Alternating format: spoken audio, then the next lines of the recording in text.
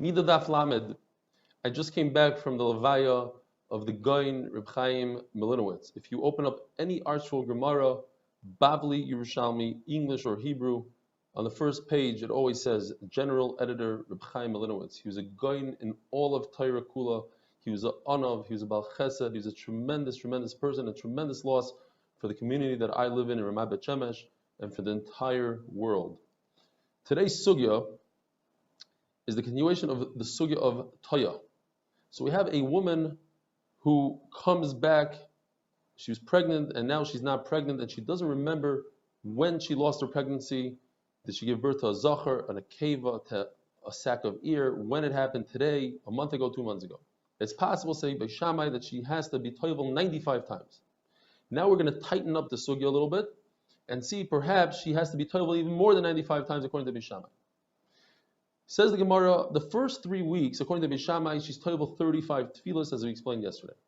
Then there's an additional 59 tefillas for tfulas yoim aruch, meaning every day is possible that it's the final day of the 80th day of Tahara.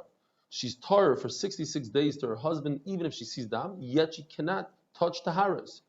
Since she can't touch Taharas, on the final day, according to Bishamai, she must go to the mikvah for Taharas. That's tfulas yoim aruch, and that's 59. 59 plus 35 is 94. Now we're missing just one tefillah to get to 95, and that is the day she comes, that bein hashmashis, the 18 minutes between Shkia and the next day, it could be the following day, it could be the day before, she has to be toivel one more time. So in the first week, she's toivel 8 times. According to Beis Hillel, you're not toivel for tfulas yoim aruch. So we're going to be missing 7 tefillas of the 35, so we'll only have 28. So where did they come up with 35 tefillas? The 4th week, as you see in the chart, she sees dam every day. But it's not necessary that she's a nida, because she could still be in the tahara days and she's completely not a nida even though she sees dam. So let's take the final day of that week. Perhaps her tahara days are over one day before, and on the final day, on day 28, she sees dam, she becomes a nida, and therefore she's tameh the entire 5th week. But she's tar on day 35. And that's the only day she can be with her husband.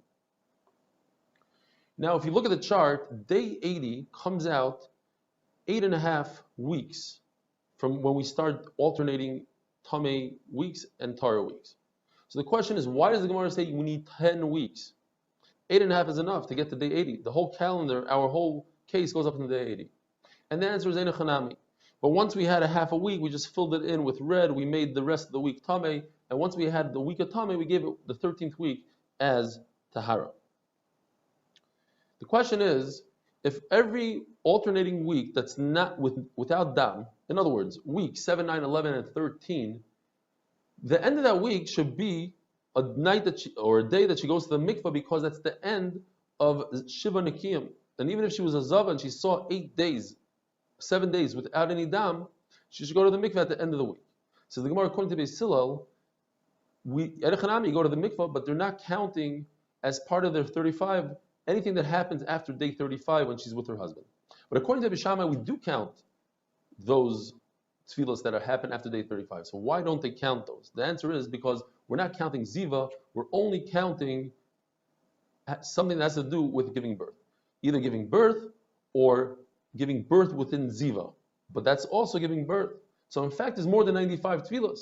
We're already up to 99, and there's even 100. The first night that she comes, why isn't she toivel for a zavaktana? Perhaps she was a zava the night she came. And the answer is, we are toivel, but we're not talking about zavaktana, only zavagdaila. Says the Mishnah that if a woman gives birth, she miscarries after 41 days of pregnancy. Now we don't know if it's a boy or girl, or if even there was a viable fetus, so she must sit for a zachar and an akeva. In other words, she's tummy for 14 days. And she's a nida, meaning she doesn't get any days of tahara. She's tameh immediately. Rabbi Shmuel says an amazing thing, and we don't pass him like Rabbi Shmuel.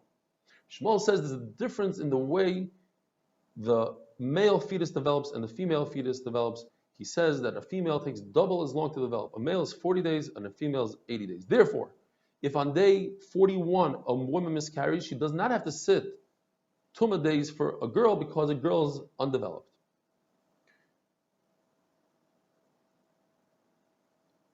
Rabbi Shmuel says that just like Tumah for a boy is 7 days of Tumah, 33 days of Tahara for a total of 40 days, that's his Yitzira, that's how long it takes him to develop. And a girl, she has 14 days of Tumah and 66 days of Tahara for a total of 80, so it takes her 80 days to develop, and they told him that's not true.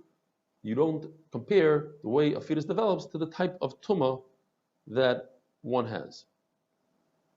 The question of the Gemara, and that answers all these questions that we had up until now. Why does the Mishnah need to mention that a woman is tummy as a zachar for 7 days if she's already tummy 14 days for the nekeva? You don't have to mention the zachar. The answer is amazing. In a specific situation where a woman saw dam 2 times, on day 34 and 41. So if we take the case that she gave birth to a girl, and we know for a fact that it's a girl, then she is not tummy at all through day 34 and 41 because she has 66 days of tahara. She's completely tar. That dam means nothing. Yet if she gave birth to a sack of air, for instance, so on day 34 she becomes tummy niddah because she has 0 days of tahara, and by day 41 she would already become tar. And if she sees dam again by day 41, then she becomes what we call a zavaktana. She only saw dam once in a period of ziva, so she becomes a zavaktana, and she's tar immediately the next day. And then Rabbi Shaul says, and that we said already. So let's jump to the story of Cleopatra. Cleopatra was a queen of Egypt, it says here in Greece, in Yavan, and she did a very cruel experiment. She took 2 of her slaves that were chayev misa, and she impregnated them. And then she opened up their stomachs to see how long it takes the fetus to develop. And what she found was, in one case, she found that the zachar and the nekeva are equal in their development. So Chacham told Rabbi Shmuel, look, here's a case from Cleopatra. So he said an amazing lashon. Ani mevi rayim min haTorah, v'atem meviim rayim min hashoitim. You bring a raya from a shoit. Why? I bring a raya from the Torah because it says in the Torah twice Tailed. It says by nekeva Tailed that proves that it takes double the amount of time to develop. Same exact thing, same experiment, but Cleopatra found that the nekeva developed double as long. Again, Chacham told Rabbi Shmuel, Anu meviim rayim min haTorah, atem meviim rayim min hashoitim.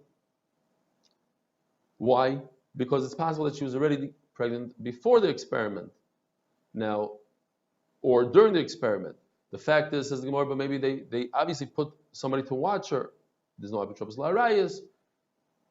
V'chulu. Says the Gemara, we have to rush. We're late. The fetus is in a fetal position in the stomach with his hands on his temples, his armpits are by his ankles, and his heels are on his back. His head is between his knees, and his mouth is closed, and his navel is open, and as soon as he's born, his mouth opens and his navel closes, otherwise he would die. There's a light on his forehead that he could see from one side of the world to the other. Those are the best days of a person's life, and they teach him Torah, all of Torah, and as soon as he comes out, the Malach smacks him in the face, and he forgets all his Torah. And they make a ubar swear, they make the fetus swear, that he will be a tzaddik and not a rasha. So he already promises this, and you have to keep your promise. And they tell him, if you're not a tzaddik, HaKadosh Baruch Hu will have to take away your neshama. Even if the people tell you that you are a tzaddik, do not believe them, because you always have to strive to be greater. They tell him HaKadosh Baruch Hu is tar, his messengers are tar, your neshama is tar, and again, if you don't take care of it, HaKadosh Baruch Hu will take it back. Have a wonderful day.